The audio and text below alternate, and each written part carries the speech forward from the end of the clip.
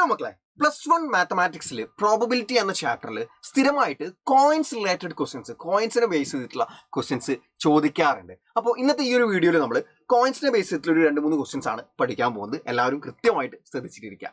നോക്കുക, first question, a coin is tossed twice. ഒരു coin 2 തവണ ടോസ് ചെയ്തു. Okay, what's the probability that at least 1 tail occurs? Minimum ഒരു tail വരാനുള്ള പ്രോബബിലിറ്റിയാണ് കണ്ടുപിടിക്കേണ്ടത്.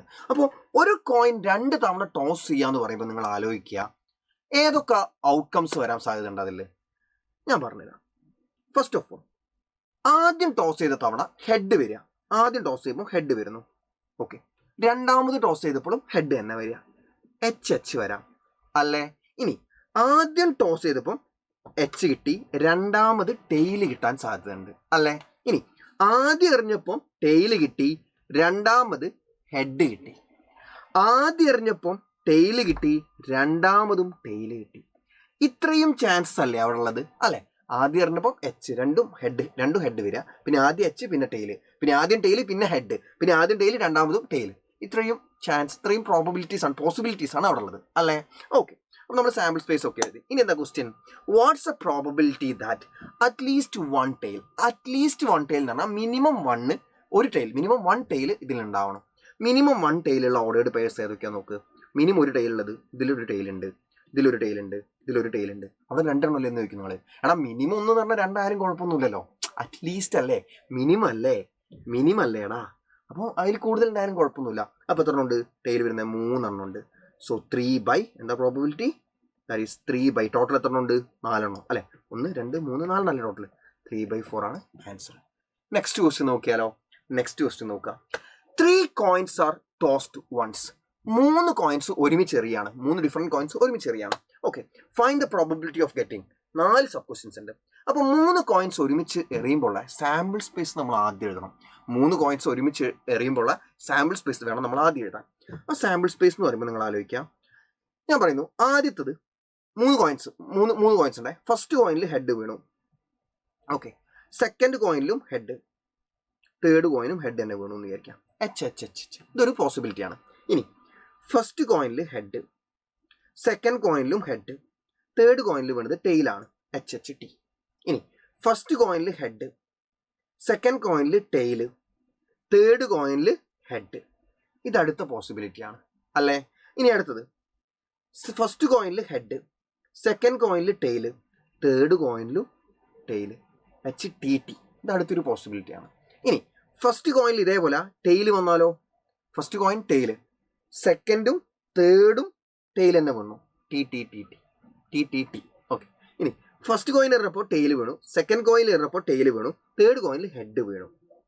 ഇനി അടുത്തത്, ഫസ്റ്റ് കോയിൻ എറിഞ്ഞപ്പോൾ ടെയിൽ വീണു, സെക്കൻഡ് കോയിൻ എറിഞ്ഞപ്പോൾ ഹെഡ് വീണു, പിന്നെ ടെയിൽ വീണു. ഇതടുത്തത്. ഇനി അടുത്ത കോയിൻ എറിഞ്ഞപ്പോൾ, ഫസ്റ്റ് കോയിൻ എറിഞ്ഞപ്പോൾ ടെയിൽ, രണ്ടാമത്തെ കോയിൻ എറിഞ്ഞപ്പോൾ ഹെഡ്, മൂന്നാമത്തെ കോയിൻ എറിഞ്ഞപ്പോഴും ഹെഡ്. ഓക്കെ, ഇതൊരു പോസിബിലിറ്റിയാണ്. ടി വെച്ച് സ്റ്റാർട്ട് ചെയ്യുന്നതെല്ലാം നമ്മൾ എഴുതിയില്ലേ, ടി ടി ടി എഴുതി, ടി വെച്ച് അങ്ങോട്ടും മാറ്റി എഴുതി, പിന്നെ ടി എച്ച് എഴുതി. ഓക്കെ, സോ ഇത് ടോട്ടൽ എത്ര ഉണ്ട് നോക്ക് മക്കള്. ടോട്ടൽ എത്ര ഉണ്ട് നോക്ക്. ടോട്ടൽ 1 2 3 4 5 6 7 8 എണ്ണം ഉണ്ട്. ടോട്ടൽ 8 എണ്ണം ഉണ്ട്. നമ്മുടെ സാമ്പിൾ സ്പേസിൽ ടോട്ടൽ 8 എണ്ണം ഉണ്ട്. അതായത് 3 കോയിൻസ് ഒരുമിച്ച് എറിഞ്ഞു കഴിഞ്ഞാൽ, ടോസ് ചെയ്ത് കഴിഞ്ഞാൽ കിട്ടാൻ സാധ്യതയുള്ള എല്ലാ ഔട്ട്കംസും ആദ്യം ലിസ്റ്റ് ചെയ്യാം. അത് നമ്മൾ ലിസ്റ്റ് ചെയ്തു, 8 എണ്ണം ഉണ്ട്. ഇനി നമ്മൾ ക്വസ്റ്റിനിൽ ചോദിച്ചു നോക്കി നോക്കാം. Find the probability of getting no head. ഹെഡേ വീഴാതിരിക്കാനുള്ള പ്രോബബിലിറ്റി എന്ന് പറഞ്ഞാൽ 3 എണ്ണം ടെയിലായിരിക്കണം. ഹെഡ് വീഴരുത് എന്ന് പറഞ്ഞാൽ 3 എണ്ണം ടെയിലായിരിക്കണം. അപ്പോൾ 3 എണ്ണം ടെയിൽ എത്ര എണ്ണം വരുന്നുണ്ട്? 3 എണ്ണം ടെയിലായിട്ടുള്ള എത്ര എണ്ണം വരുന്നത്? ഇതിൽ ഒരൊറ്റ ഒന്നേ ഉള്ളൂ അല്ലേ. സോ ദാറ്റ് ഈസ് 1/, ടോട്ടൽ എത്ര ഉള്ളത്? 8. 1/8 ആണ് ആൻസർ. ഇനി അടുത്തത്, എക്സാക്ട്ലി 1 ഹെഡ് വരാനുള്ള പ്രോബിലിറ്റി. അപ്പോൾ ഒരൊറ്റ ഹെഡ് മാത്രമുള്ള എത്ര ഔട്ട്കംസ് ഉണ്ട് നോക്കാം. ഒറ്റ ഹെഡ് മാത്രമുള്ള, ഇതിൽ 3 എണ്ണം ഉണ്ട്, ഇത് പറ്റില്ല. ഇതിൽ 2 എണ്ണം പറ്റില്ല. അപ്പോൾ ഒറ്റ ഹെഡ് മാത്രമുള്ള ഒന്ന് ഇതാ വിടാം, ഒറ്റ ഹെഡ് മാത്രമേ ഉള്ളൂ. ഒന്ന് ഇതാ വിടാം. ടോട്ടൽ 3 എണ്ണം ഉണ്ട് ഒറ്റ ഹെഡ് മാത്രമുള്ള. സോ ദാറ്റ് ഈസ് 3/8 അല്ലേ. ഇനി അടുത്തത്, അറ്റ്ലീസ്റ്റ് 1 ഹെഡ്, മിനിമം ഒരു ഹെഡെങ്കിലും ഉണ്ടാവണം. അപ്പോൾ ഒരു ഹെഡുള്ള എടുക്കാം, 2 ഹെഡുള്ള എടുക്കാം, 3 ഹെഡുള്ള എടുക്കാം.